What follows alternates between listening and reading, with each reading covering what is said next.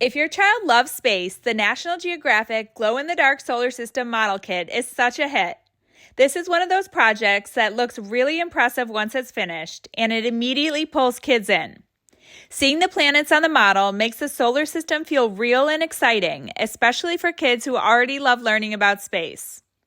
What I really appreciate is that everything you need comes right in the box. It includes the paints, brush, palette, decals, and even a poster with solar system facts.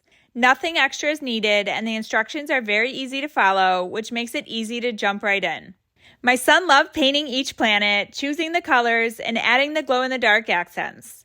It was so much fun watching him have such a great time painting. It's a wonderful hands-on activity that combines creativity with learning without feeling like a lesson. Once everything is dry, the plant is attached to movable arms, which makes it fun to adjust and rearrange the model.